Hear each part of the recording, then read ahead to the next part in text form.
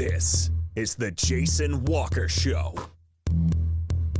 Two-time National Sports Media Association Montana Sportscaster of the Year and three-time loser, the Jason Walker Show. The best local and statewide sports coverage, featuring the biggest guests from Montana. Flint Rasmussen joining us here on the Jason Walker Show. He's freaking exhausting, too. You used to dance a lot more. Yeah, I know, lady. I'm 51 years old now. The NAI Hall of Famers, Mike Van Diest, joining us here, Jason Walker Show. And is it just a deal where quarterbacks have to be good golfers? Well, that's all they have time for. They don't work out. They don't lift weights.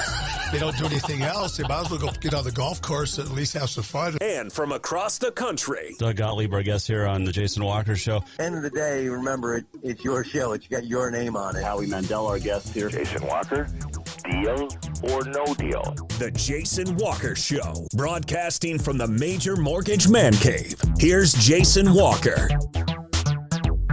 Hey, happy Tuesday. It is the Jason Walker Show and presented by Capital Collision Center. Here inside the Major Mortgage Man Cave. Big show today. We're going to check in at the U.S. Open in New York, the fanless U.S. Open, with Nick McCarville, the former Capital State champ in tennis and a fantastic writer. Also, we're going to get his thoughts on what happened over the weekend with Novak Djokovic and a whole lot more. And it'll be coming up here in about 10 minutes or so. Also, we have our Auto Concepts Performance of the Week we'll hand out. And we have a leader in the clubhouse for next week already. Drew Johnson of Bozeman, currently at halftime. Bozeman boys are playing Belgrade boys soccer. He has 6 goals. That ties the state record, and it's only at the half. The Helena High girls are leading 4-1. But we'll keep an eye on Mr. Johnson down there in the Gallatin Valley, because we have an early leader for Performance of the Week next week from Auto Concepts. Speaking of Auto Concepts, unbelievable job that they do. And, we don't know what to expect this fall. We know we get to hunt because we can do 3, 2, 1. We can go do the outdoor stuff. So it's time to get your winch. You never know. You might need help. You might get stuck. You just never know. Get a lift kit for your truck, Auto Concepts. Check them out. They are fantastic. I talked about it last week. The bed rug over the regular bed cover. Bed rug is the way to go. It's washable. So if you get a little blood on it, who cares? Wash it off. Auto Concepts, check it out. We'll have our Auto Concepts Performance of the Week coming up here in a little bit. All right, but let's start as we do each and every day with our COVID update. 8,381 total confirmed cases since March in Montana. 66 new ones confirmed today. 119, unfortunately, have passed away. 161 currently in the hospital. We have had 6,270 recovered, which is the good news. There are 1,992 active cases in the state of Montana.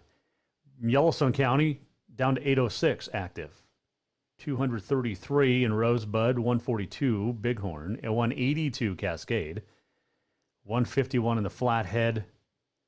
We got 50 in Deer Lodge County, 36 in Gallatin, 14 in Lewis and Clark, and a smattering 53 up in Glacier. Speaking of Great Falls, the 182 in Cascade County includes some students, and 2 more confirmed positive cases today, as of just about a half an hour ago, in East Middle School and Paris Gibson up in Great Falls. Those 2 students are quarantined. Contact tracing is happening. Contact tracing. A few days ago, 2 positive tests came out of Great Falls High. As of today, there are 50 people quarantined who were in close contact with those cases at Great Falls High. But it's okay to be in school. That's what they say. That is our COVID update for the state of Montana at the moment, where we are. Let's see, what else did we want to get to early on here? So, had a great weekend. What a crazy weekend, though. Record-setting temperatures on Saturday. So I golfed Thursday, Friday, Saturday. Did 36 holes Saturday. And then Sunday, we took the little one to the swimming pool for the last time this year because it closed yesterday. Well, nobody was at the pool yesterday because it was cold and wet. And thankfully for the fires, especially Bozeman.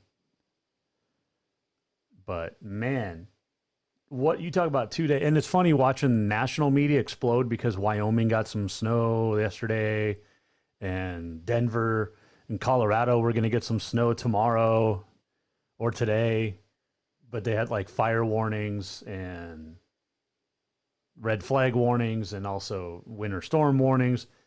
And then we remember in Montana, we had the same thing literally all weekend. Like, we're going to have fires.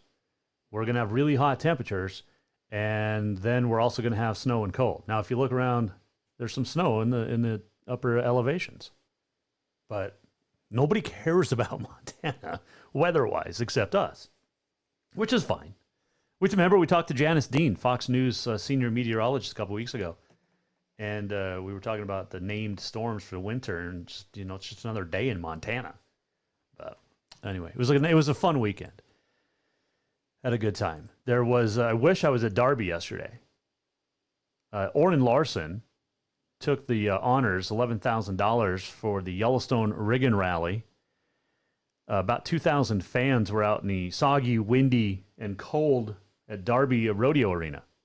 The top 24 bareback riders in the PRCA World Standings were in Derby, as well as some cast members from the TV show Yellowstone.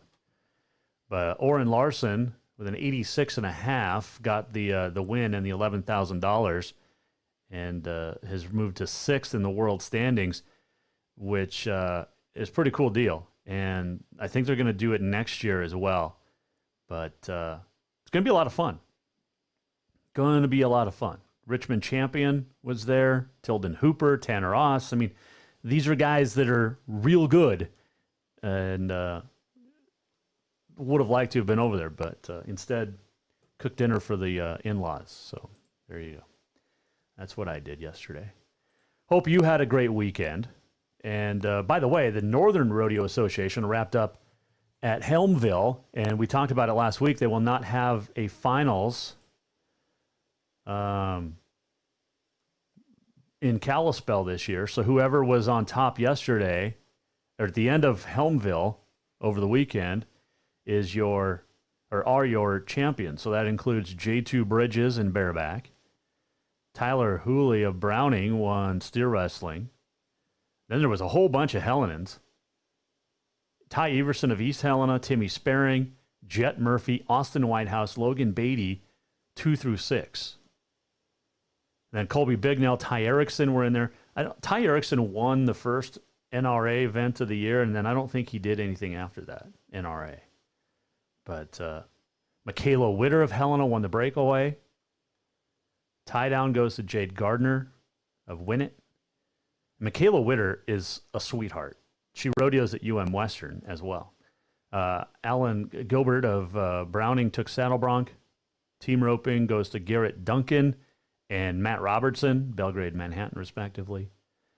Rope 3 irons finished 4th in the standings. And we still have yet to get him. We got to get him on the show. Rope 3 irons and Clay Gun Shows. Those are 2 dudes we need to get on the show. Lindsay Cruz took the barrel racing. Bull riding, Riley Barrick. So Peyton Fitzpatrick will not get a three-peat. But Riley wins it. All around, Ben Ayer of Glendive. All around, Cowgirl goes to Tammy Jo Carpenter at Kalispell. So, Rookie of the Year, bareback, Micah Frazier. Alan Gobert of Saddle Bronc, and Caden Fitzpatrick in bull riding. Tie down, Cole Detton, who also Rookie of the Year in steer wrestling. And team roping, rope 3 irons. And Paige Palin, ladies barrel racing. Brooke Bacall, breakaway. So, cool. Good stuff. Oh, rookie. Did I get to? Yeah, we did. All right, so good stuff in the NRA. And they'll be back super strong next year. But all of us will, right? All right, let's take a break. We're going to come back. We'll give you an update on, Rachel Plaster of Helena now has a hat trick. 7-1, the Bengal girls lead. 3 goals is great. Still not 6 like Drew Johnson down in Bozeman. Holy cow. So we'll keep an eye on the soccer that's going on right now. But when we return, we're going to talk some tennis. U.S. Open tennis. Novak Djokovic got into some trouble. We're going to talk Serena Williams. We're also going to talk French Open and much more with the man who has a state championship, Nick McCarville from Capitol High. He joins us from Arthur Ashe Stadium when we return here. Jason Walker Show presented by Capital Collision Center. Coming right back. New vehicles keep coming, and Capital Collision Center keeps earning certifications to repair them. They're Helena's newest GM-certified facility. No matter the make or year, they repair your car to manufacturer's standards and requirements, maintaining its safety and value. Montana state law says it's your vehicle and it's your choice where you have it repaired. Choose Capital Collision Center, certified in GM, Subaru, and Nissan, and Helena's only shop certified in Honda, Acura, and Ford. When you value safety, go to Capital Collision Center on Euclid. Have you thought about buying a home and just don't know where to begin? Well, when it comes to one of the most important purchases one can make, we understand it can be frustrating and confusing, but it doesn't have to be. Let the Major Mortgage team help you with all your mortgage needs. Major Mortgage means major service, and we would love the opportunity to help you today.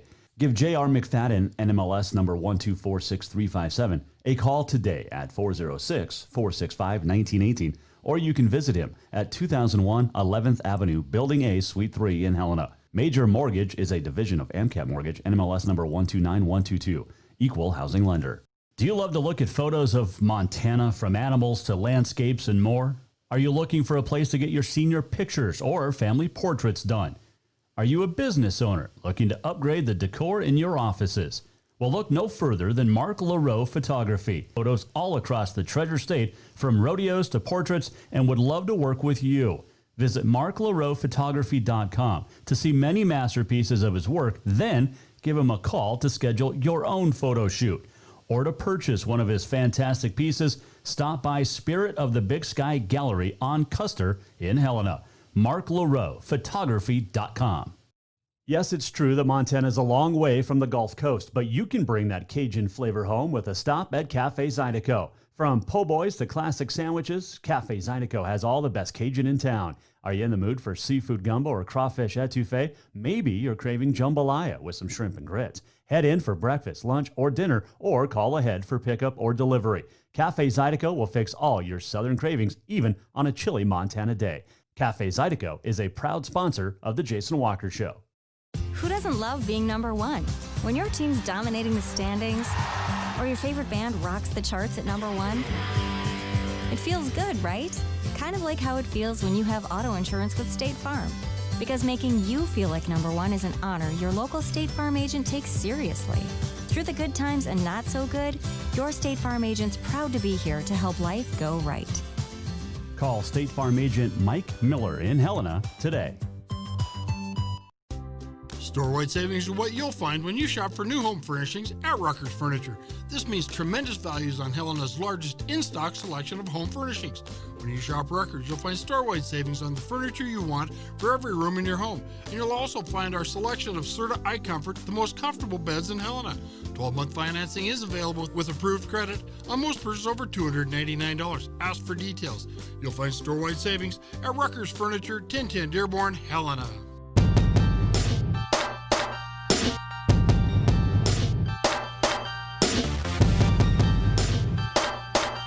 Well, we're not going to have a Triple Crown winner this year. Tiz the law. Faded down the stretch at the Kentucky Derby over the weekend. And courtesy of NBC Sports here.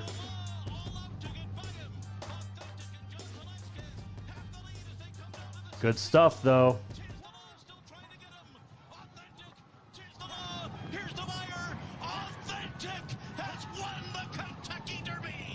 Remember, our friend Barry Abrams told us Friday that Authentic could be one that pulls an upset. Nobody expected it, though. They called it massive upset. It really wasn't. I mean, Authentic went off at pretty good odds. But Bob Baffert then fell after he's okay. the trainer. But there's the win, is authentic. Upsets Tiz the Law. So we'll see what happens with Mr. Big News at 46-1, taking third. Remember, we told you the money was going to be who finishes second and third. And Mr. Big coming in at 46-1. So there you go. Speaking of horse racing, there are some horses in tennis. Rafa Nadal, Roger Federer, Andy Murray, who lost earlier in the week at the U.S. Open, Novak Djokovic, who is in a little bit of hot water, Serena Williams on the women's side. There's just some powerful horses that are in the world of tennis. And to join us now on the Mike Miller State Farm Hotline to chat about what happened with Novak over the weekend. And if you missed it, Novak did something bad. He fired a ball and it hit a line judge right in the throat. And it was not a good situation. And to chat about it now, our good friend, he is the U.S. Open commentator and reporter, also does some work for the Olympic Channel. And joining us now on the Mike Miller State Farm Hotline, it is our friend Nick McCarville. His 18th Grand Slam, with all due respect to everyone else who was taking... Actually in one of the stadiums. Are you in Ash or Armstrong? I mean, where are we at here, Nick? Yeah, hi, Jason. Hi from New York City. Yeah, I'm actually up top. You might hear some of the wind that's coming through Arthur Ashe Stadium, and I'm at the very, very top. We've been wearing masks everywhere, so I just took my mask off to chat with you and be in a private place without anyone else around. But strange to watch right now. There's a quarterfinal going on, and I'd say there's 50 people watching it, everyone credentialed and on-site working, versus the, I'd guess, usually 10,000 people that would watch this match otherwise. It has been weird to watch some of the highlights and some of the matches with nobody there. Nick McCarville, our guest here, Jason Walker Show. Let's start with the controversy over the weekend. Novak Djokovic getting kicked out of the Open, getting defaulted. And it's a different situation than what happened with Serena a few years ago, which we'll talk about too here in a second. But what was your take on Novak and the whole situation with the line judge? Yeah, it was really too bad. I mean, the tennis rules are pretty clear, and everyone that I spoke with inside of tennis, whether it be former players, commentators, I'm a friend with a former official that I was texting with, everyone basically said, no matter the intent, and it was obviously accidental what Novak did, if you hit someone with a ball on court, the way and the manner that he did, he hit the ball somewhat hard, not super hard, but hard enough, and it hit that lineswoman in the throat. It's just an automatic default. And it was really, it's just the worst luck, because obviously he was frustrated in the match. He's a world number one. He had a tough first set against a player that he should certainly have been beating. And out of frustration, he hits the ball in court, and the player, according to the rule book, has the responsibility, the player, to make sure that they're keeping everyone safe on court, as everyone else is. And so, the officials came out, they talked about it, but, the woman was hit in the throat. She went down. She was obviously, I think, probably more shocked and surprised equally as much as she was physically injured by the ball hitting her in the throat. I think, from what I understand, she's doing physically okay now, but it was just a terrible situation.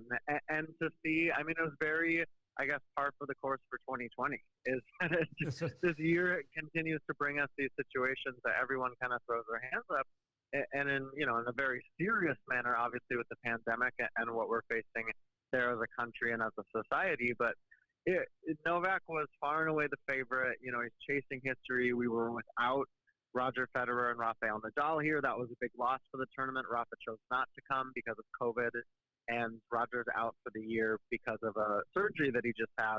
And so it really was Novak's title to win, and everyone felt like that. And it was kind of the new guard, the younger guys against Novak for the title, and that match was for a spot in the quarterfinal. So honestly, Jason, too bad, but I do have to say I work with a lot of these people year-round, the officials, and they take their jobs really seriously. And, there's a rule book in place for a reason. And, you know, it got headline news, and I saw it on ESPN and SportsCenter and all of that. I think there were some hot takes from the talking heads in sports, which is fine. I mean, that's what this situation is going to have. But from an inside tennis perspective, I know I spend my life traveling the tennis tour. The right call was made in the situation that was at hand. Nick McCarville joining us from the U.S. Open, sitting in Arthur Ashe Stadium, and appreciate his time here on the Jason Walker Show. Obviously, Novak very upset, very apologetic. How's the line judge now? Because I know that somebody in media put her Instagram up, and she's been getting lit up like it was her fault, but obviously it's not. But how's she doing? And Novak's apology seemed real. Yeah, I actually can't speak to her condition. I don't know how she's doing physically. At least the messaging that night was that she was doing okay. Yeah, and then, social media is just such a slippery slope. Yeah. I mean, you have your show. I work in media myself. Like, I think we enjoy so much of it because it connects us and we're passionate about things. And sports obviously lives a good part of its life on social media too. And I think that a lot of people just felt very wronged by what we were just talking about, by the ruling, and they went after her, and she had nothing to do with it. I mean, people were saying that she overacted, or no one knows how you're going to feel in a situation when you get hit with a ball in the throat, when you're not, your eye wasn't on that ball, the point was over, they were between games. I mean, there's just so many factors, and Novak actually had to go as far as posting to his social media to ask fans to stop harassing her, which is, again, that's the slippery slope of social media. But yeah, listen, I actually thought his apology post previously was pretty well done. I think his team obviously came up with that and he signed off on it, which I thought was great. I was a little disappointed that he didn't come to media. So the players are required to do press after each time they take the court, or if a walkover, if a match gets canceled or someone pulls out injured or what have you, that's their duty to the tournament and to the organization. And Novak opted not to do that. He left the U.S. Open site here pretty quickly after he was disqualified. And I thought that was kind of disappointing. I know it was a tough situation, but he opted not to do that and instead put out the statement. I'm sure we'll hear from him at some point through a different medium. But he was fined $20,000 for that. He was fined another $10,000 for the on-court infraction, stripped of his prize money, stripped of his ranking points for the tournament. It was an ordeal. I do wish, though, that he would have stopped, and it would have been a tough conversation, but that he would have spoken with the world's press after that, before he left the U.S. Open. Absolutely. I completely agree. U.S. Open commentator, also doing some work for Olympic Channel. We'll talk about that too. But Nick McCarville joining us. All right, final question on this, Nick, I'm sure you've seen the picture, but from the New York Post, they said Novak Djokovic's excessive punishment, terrible for U.S. Open, but then the comparison that Serena acted like a sore loser from a couple of years ago. This is hard to, there's a lot of stuff on Twitter saying it was racial. And in my take, Nick, it wasn't racial as much as it was sexist to compare the difference between Novak and Serena. Obviously, Novak's an accident. Serena has a history of losing her temper at the Open. But what was your take? Well, I think they're two different scenarios, and people love to compare apples and oranges and pretend that they're the same. And Serena's infraction was dealt with in the rule book, and a lot of people felt like Serena's issue was handled harshly. And that's when I go back to the rule book and you look at Carlos Ramos, who's in the chair for that match, and he's legendary as far as the way that he officiates and the way that he goes by the book. And we have Sorum Pramel, who's here he's the tournament referee for the U.S. Open. And I saw that New York Post stuff, and listen, that columnist wants headlines, he wants clicks. I think it's tough though, and tennis, I think it's just an interesting one because tennis is a little bit out of the mainstream, out of those big four sports I think that you talk about every day on the show. And so then when something like this big comes up and we go to the rule book, will people say, well, what's wrong with the rules? And Serena should have this and Novak should have that. And those of us inside the court are saying, yeah, of course we should always look at the rule book and see how do we make things better? How do we make things more fair? But it's written there as it is for now. So you can't just, the situational sort of nitpicking at these different things, it just doesn't, that's not the way that rules are written. A rule is there so that it can then be applied to a certain situation, not so that it can be changed or massaged in different ways. And so I look back at the Serena decision, and sure, you know, a lot of people feel as though it should have been handled differently. Should she have been punished more harshly? Was she punished too harshly? I mean, it's across the board, people's feelings on all of it. Right. To me, the baseline is you go back to the written rule. What does it say? That's what it is. It has to be applied, and then you move on, because otherwise then it just becomes too subjective for people, opinions to be thrown around, and no shock that New York Post wants headlines and clicks and reactions. So that is what it is. Nick McCarville joining us here, Jason Walker Show. What's it been like watching inside the stadiums with nobody there?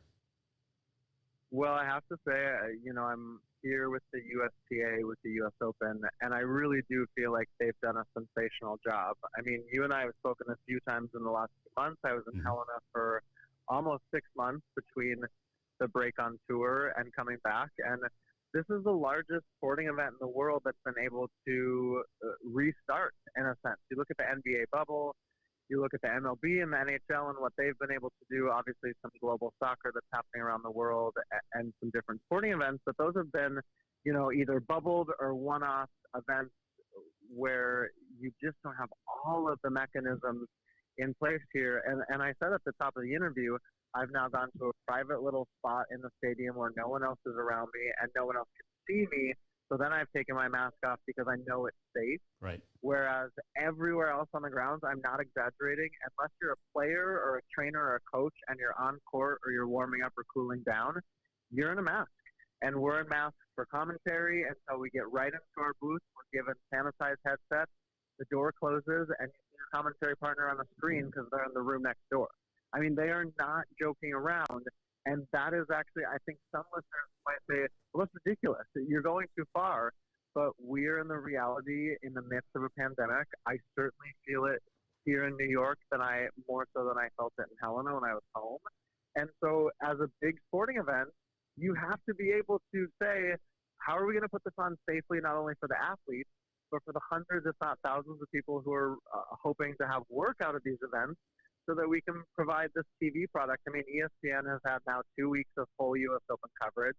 It's going around the world to Amazon Prime, Eurosport, WoW in Japan. I mean, those are big markets. It's a big industry. And from what I understand, you know, the Olympics are doing everything that they can to make sure that they're going to be able to do something similar or you know, that they're going to have some sort of legs to stand on for Tokyo next summer, because that's obviously an event that happens once every 4 years that people would really like to see happen. Nick McCarville joining us here, Jason Walker Show. All right, let's talk about the players that are still remaining. Obviously, Serena, the favorite on the women's side. I saw a tweet, was it last night from her match, but it was obviously with no crowd and no commentators. You can really hear her grunts in that stadium.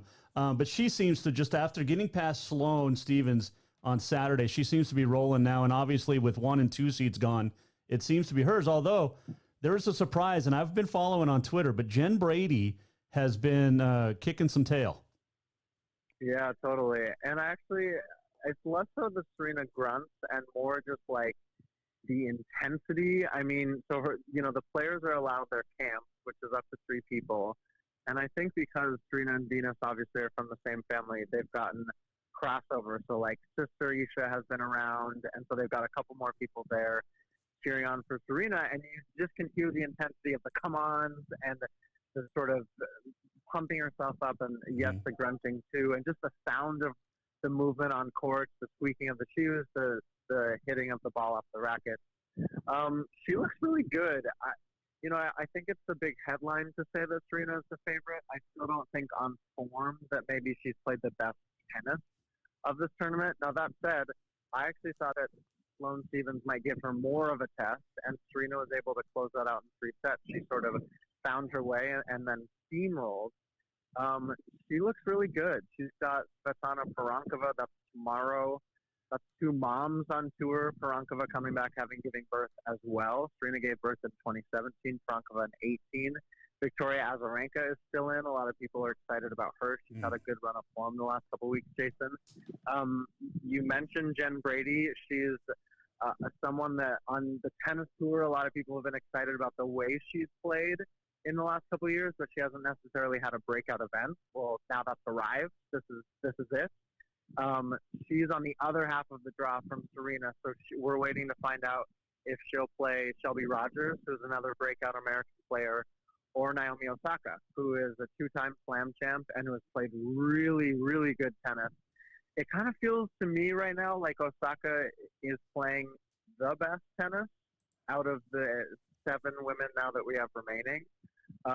But yeah, you know, when you get into the quarterfinals of a major, it's really hard to pick against Serena because of her history, because she's won more than anyone else in the Open era, and she once again is trying to get to 24 majors, which would tie the all-time record. Would there be an asterisk? Because, I mean, we know how good she's been, and she's tried for 24 for a few years, but without a lot of the top stars there, because, you know, Ash Barty's not there. You have a lot of players that aren't there because of the COVID, but it's still Serena. So yes or no on an asterisk? I just don't think we can, you know, are the NBA champions going to have an asterisk? Yeah, I don't know. That's just it. World Series, the Stanley Cup, I don't think that's fair to the athletes. You show up, and, you know, Ash Barty didn't come. Rafael Nadal's not here. We're without Simona Halep. Bianca Andreescu is the defending champ. I mean, yeah, there's some top players missing here. I also will say the quarterfinals on both the men's and women's side, there's a few names that you guys might not recognize in Helena, but I'd tell you, a lot of the people in tennis are like, yeah, these are really dang good tennis players.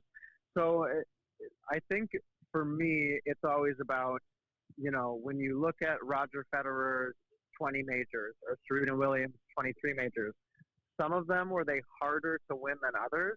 Yeah, of course. But you play the matches that are in front of you. Yeah. So do you say that just because there wasn't X player or Y player that is worth half a slam? I just, you know, I think that's, again, kind of the same thing as the rule book. It's like, well, a slam is a slam. And I also think from a player perspective, you know, I'm watching these guys now. They've been on court for almost 3 hours. I'm watching a quarterfinal. And again, Jason, there's 50 or 100 people here, and there's a smattering of claps every now and then. Now, ESPN's doing automated crowd noise for people at home through IBM AI. So you guys see, if it's a really good point, the AI gives you a little more crowd noise in broadcast. Mm-hmm. But, I mean, these guys are playing for their, 3 people in their camp. And it is physical, and I actually think it's probably a different and harder mental challenge than some of these players have ever faced. Sure. So I actually think, you know, instead of an asterisk, give them 3+ signs for winning the title, because just in the sense of competing at the highest level, and I think a lot of the athletes in Montana would understand this. You know, you go out there in these pressure situations, and no matter if you're playing in front of 10 people in Havre or a full stadium of 10,000 in Billings, you compete at the level that you're asked to, and this level, I have to say, is off the charts, and these athletes are incredible, and the way that they've mentally tuned in to the controlled environment, the social distancing measures, the fact that they're wearing masks all the time when they're not on the court, and that they're not in Manhattan. You know, they're not going for a nice Italian dinner downtown in Soho. They're going back to their hotel room. They're great. They've put on some really great activities for them at the hotel. They've got an outdoor space that they can use there. You know, they're not locked away. But this is a different kind of challenge, and I think that these athletes should actually be lauded for coming here and putting forth the effort that they have. Nick McCarville joining us here, Jason Walker Show. A couple of final questions, but so who wins on the men's side and who wins on the women's side? Well, initially I picked Maddie Keys to win the women's event. She was looking really good, Jason, and then she had an injury in the third round, so she's out. It's really hard to pick against Serena ever, I think, in life. So, you know, I really would love to see Serena take this title. I think right now, for me, it feels like Serena, Osaka, and Azarenka, because they've really been here before. Those are your three front runners. It would be an Azarenka-Serena semifinal. And then if either of those players were to get to the final and Osaka was to make the final, then there's your matchup there. I cheated a little bit. Final answer would probably be Serena, just because. Why not? Sure. And then from the start, Jason, I picked Dominic Thiem. He's been in 3 Slam finals previously, 2 at the French and 1 at the AO earlier this year. I just, you know, he slashes Zverev, who I'm watching right now, and then Daniil Medvedev, who made the final here last year. Those are kind of the 3 guys that are still him that everyone has been talking about. You've got the young kid, Denis Shapovalov from Canada.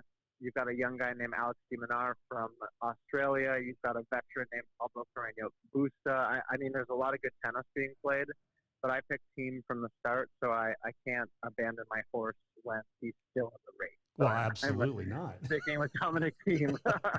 And it almost feels like it's his time. You know, we always talk about the big 3 or even the big 4 sometimes, but it seems like it's a younger guy's time. Now, Novak gave him a chance because of getting, you know, tossed out, which we talked about earlier. But Thiem has been impressive the last couple of years, and it seems like I said he would be the one to take that next step.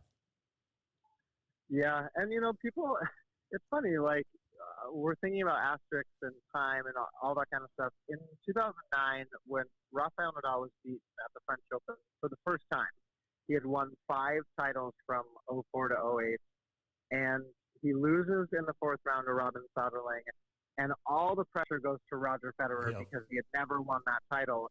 And Federer had a really hard time getting across the finish line. I think he was down maybe 2-1 to Tommy Haas. He had to move through that match. Robin Soderling was tough in the final.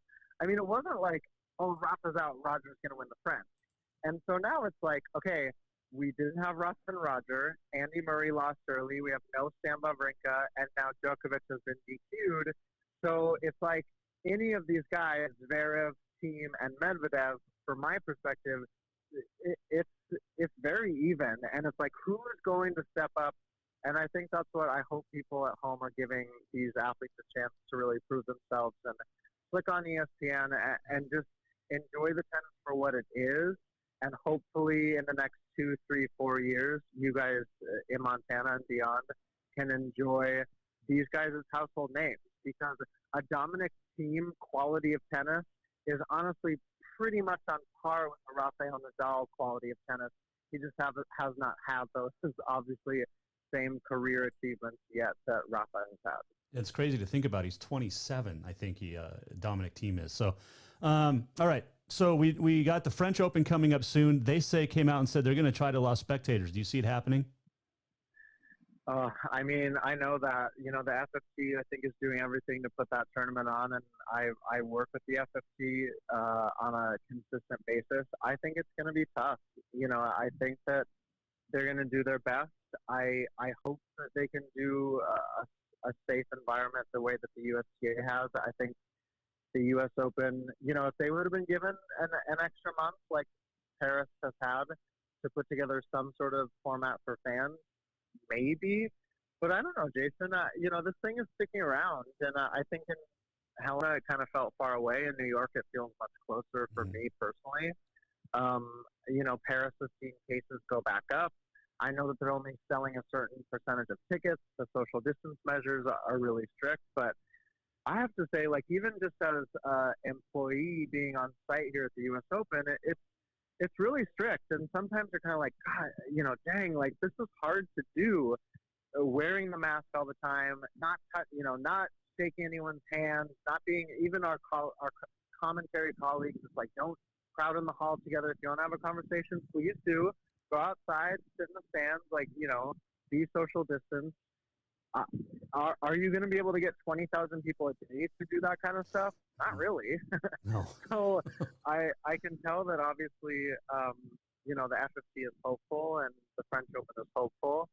And the other thing I just want to say to you right now, I'm watching Naomi Osaka walk off the practice court below Arthur Ashe Stadium. And it's so crazy to me. She's leaving the practice facility, which honestly normally would have a couple thousand people screaming her name and asking for autographs and selfies. And she could be anyone. She could be me and you leaving the Civic Center courts after a sweaty mess of a 3-set match, and no one cares. That's crazy. I did want to get this out there because not many people know this back in your hometown of Helena, but you're starting working for the Olympic Channel. What's that going to entail? Yeah, so I've been with them for a couple months. The Olympic Channel is based out of Madrid, and I'm one of 2 producers now working in the U.S.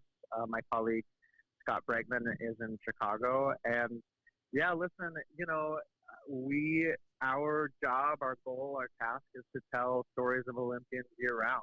And it's a job that I'm really excited about. And we produce really cool stories on, you know, a lot of unheralded athletes who right now are facing a tough time with COVID-19 and the delay of the Olympics. And I think probably some budgetary challenges as far as trying to make it with training for the next 11 months, 10 months. And so the Olympic Channel has they're obviously partners with NBC in the U.S. because NBC is our rights holder for the Olympics. I think people would know that. But then we have a whole team of producers, writers, bloggers, podcasters, and I do a mix of content for our website, olympicchannel.com, and then you can easily find us on social media on all platforms, just at Olympic Channel. And yeah, I'm going to be doing some writing. I've done a couple Instagram Lives, some video interviews, some packages, just kind of a whole content suite for all of the digital stuff. And I'm going to do a lot of tennis stuff. You know, I do figure skating as well. Yep.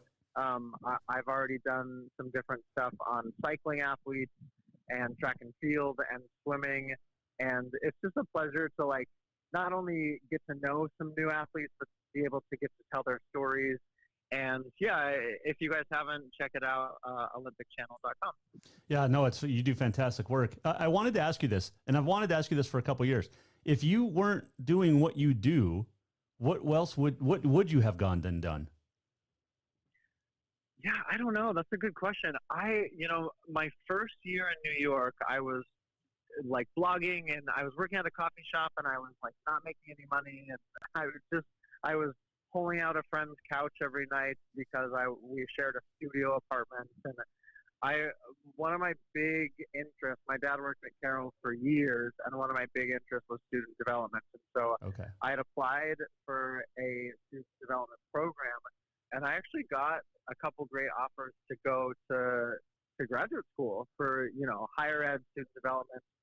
And something in my gut just told me not to do it. And I had a couple of friends who called me, and they were like, you have these scholarships and this great opportunity. And I was working at a coffee shop. I was kind of like, what are you doing with your life at 24? And my gut kind of told me to stay. And so I think I'd be in higher ed, which wouldn't make me better off right now because of all the challenges that colleges and universities are facing. But yeah, I love working with people. Obviously, I think that's why I love telling athlete stories, especially kind of outside the big sports, these niche sports. I find really fascinating. And then, you know, if I would have been in a university system, it would have been similar, like working with young people, helping them tell their stories or realize their stories. I guess I'm not quite sure the correlation, but that was really the only other thing I had pursued otherwise. And then, yeah, you know, I love what we do, like communication, PR, writing, storytelling, video, that kind of stuff. Those are all. In another lifetime, I was a, you know, KTVH 6 o'clock anchorman, but maybe someday down the road. But no, I'm very happy, lucky. I feel #blessed to be able to do the work that I do. Well, I'm the blessed one to get to chat with you. I did run into your dad the other day on the golf course, and he said you are more than welcome to come home anytime. But are you back in New York full time now? I am, yeah. Okay. And, you know, I spent 5 months at home, and it was fantastic. And if anyone wants to challenge Tom McCarville at Green Meadow, he has been playing. He's very, you know, he's not one to toot his own horn, but he's playing some really dang good golf. Yep. I think at 70 plus, I won't say how old he is, but he's been out there a lot, and I've been happy about, I think sometimes in Montana it's been tougher for people to understand the seriousness of this pandemic, and I don't say that in a politically charged way. I say that just in the sense that this is real, and in New York you can really feel it. And I've been really happy with my parents of, getting out on the golf course. My mom goes walking, hiking every day, and that's what we got to do right now, and hopefully get through this thing in the next few months, year or so. Of all the people that you miss in the family, do you miss was it little nephew? Is that the 18-month-old? There's 7 of them right now in Helena, but my brother's got 2 little girls, so a little niece. I miss them. I don't know really if they miss me. Oh, of course they do. Hey, your dad's got great hair. You got great hair. I can see where you get it from. Keep up the great work. I'm looking forward to seeing more of your stuff on the OlympicChannel.com. And what's cool about it, like you said, Nick, is that it's not, talking to Roger Federer and Rafael Nadal or these guys. Yeah. You're talking to non-household names that soon will be a household name as soon as we get the Olympics back. And I think that's great work for you and you do great job. So someday I'd love to have you tell my story. All right, let's do it. Can't wait. Thanks, Jason. I always appreciate our chat. Thanks, Nick. Talk to you soon. Okay, bye. Okay, bye. Nick McCarville joining us, Jason Walker Show on the Mike Miller State Farm Hotline. And, he's just a great dude. And he's so seriously just so talented at what he does, which is writing and interviewing. He's fantastic. And OlympicChannel.com. Make sure you check out some of Nick's stuff. I mean, he's a Helena dude. Went to Capital and knows the tennis, knows the world, and he's fantastic. All right, quick break. We'll come back. And when we do, we have On This Day in History. And we got some final scores from soccer. Is there a new state record for boys soccer? Most goals in a game. We'll find out next when we return. Jason Walker Show presented by Capital Collision Center. Coming right back. Hang on. New vehicles keep coming, and Capital Collision Center keeps earning certifications to repair them. They're Helena's newest GM-certified facility. No matter the make or year, they repair your car to manufacturer's standards and requirements, maintaining its safety and value. Montana state law says it's your vehicle and it's your choice where you have it repaired. Choose Capital Collision Center, certified in GM, Subaru, and Nissan, and Helena's only shop certified in Honda, Acura, and Ford. When you value safety, go to Capital Collision Center on Euclid. Store-wide savings are what you'll find when you shop for new home furnishings at Ruckers Furniture. This means tremendous values on Helena's largest in-stock selection of home furnishings. When you shop Ruckers, you'll find store-wide savings on the furniture you want for every room in your home. And you'll also find our selection of Serta iComfort, the most comfortable beds in Helena. 12-month financing is available with approved credit on most purchases over $289. Ask for details. You'll find store-wide savings at Ruckers Furniture, 1010 Dearborn, Helena. Have you thought about buying a home and just don't know where to begin? Well, when it comes to one of the most important purchases one can make, we understand it can be frustrating and confusing, but it doesn't have to be. Let the Major Mortgage team help you with all your mortgage needs.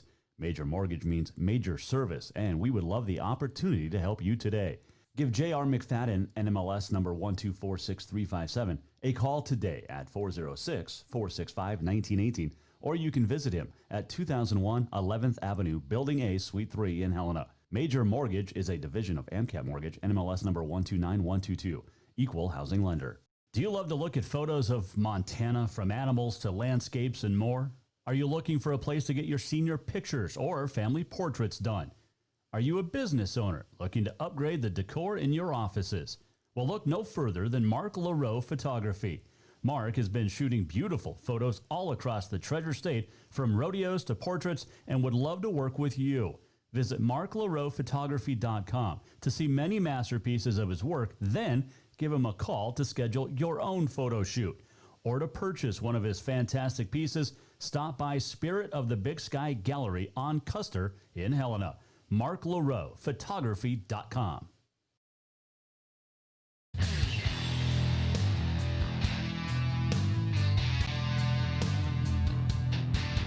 Welcome back to the Jason Walker Show.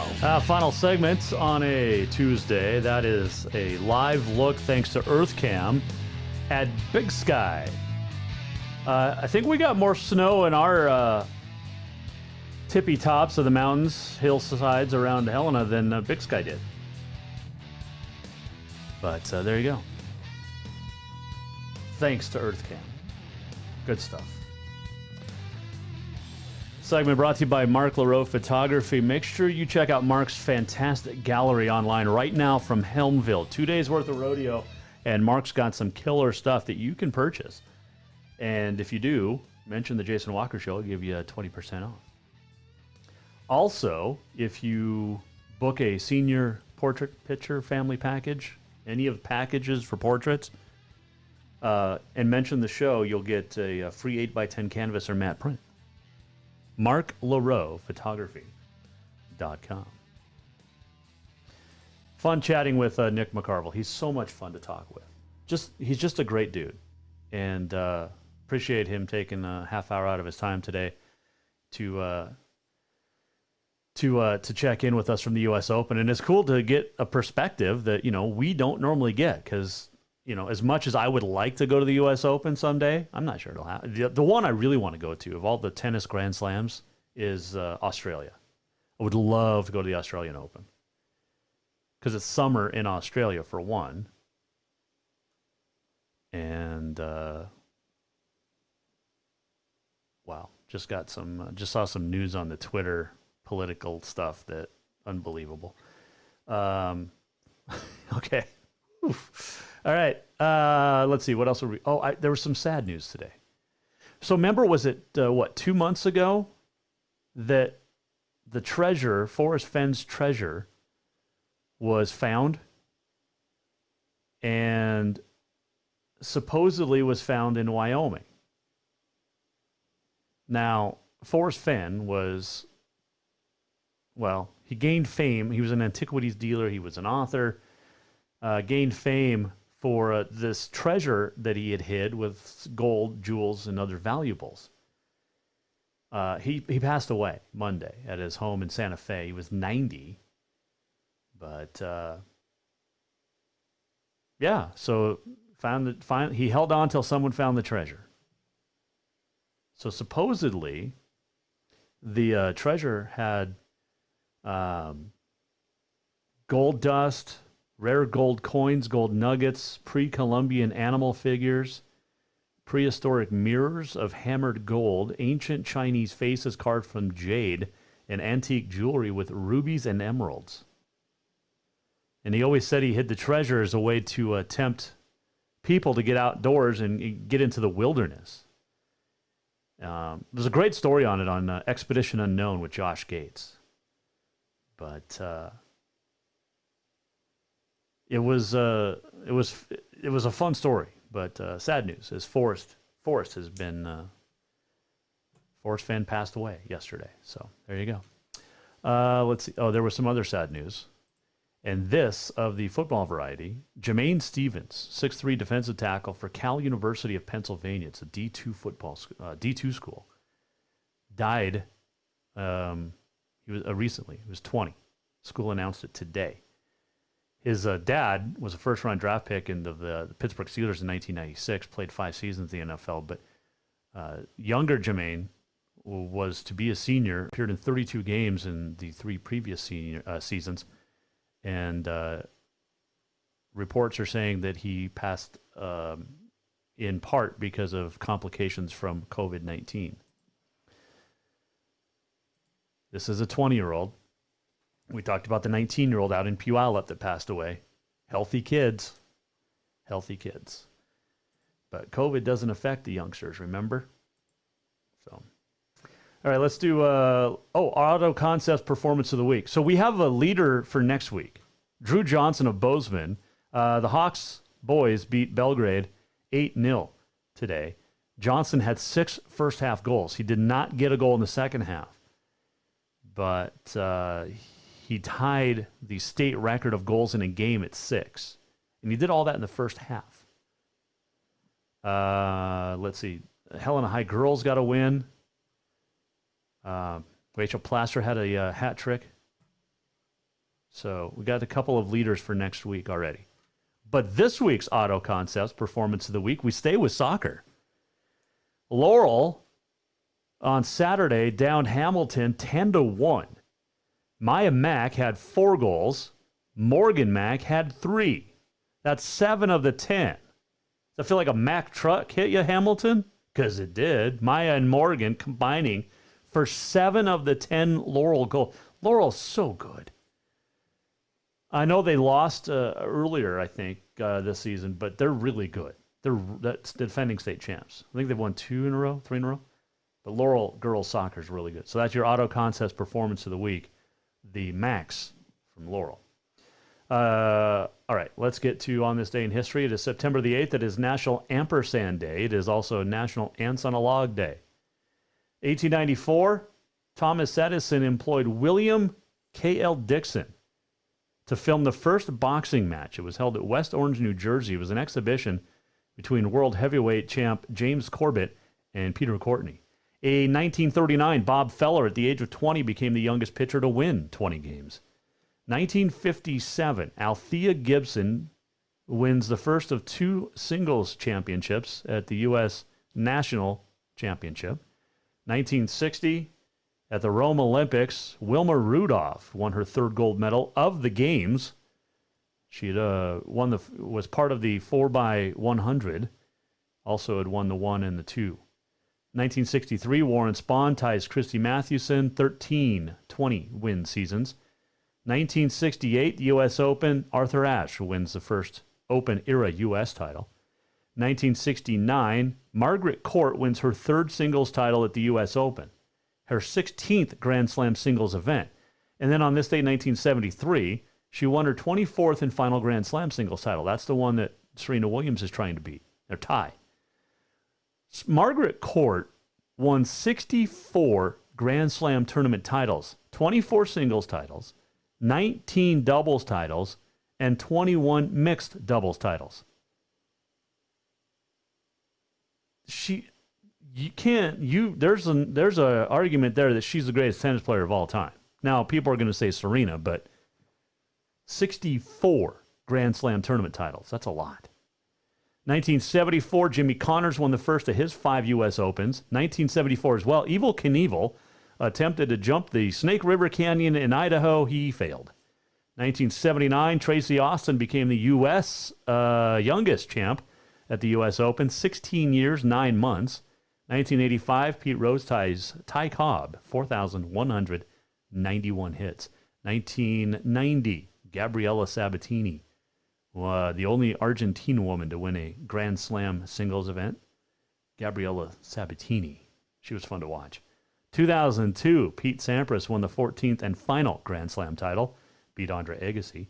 2008, Roger Federer got his 5th consecutive U.S. Open. Birthday today. Patsy Cline was born on this date in 1932, also known as Virginia Hensley. But 1932, Patsy Cline born. Also, happy birthday to Pink. Alicia Beth Moore, the singer, was born in Pennsylvania on this date, 1979. I didn't realize Pink was that old. I mean, she's almost as old as I am. But congratulations, happy birthday to Pink. Nope, let's do this. We're almost at the end of the show. What did we learn? And what did he miss? Time for the walk-off.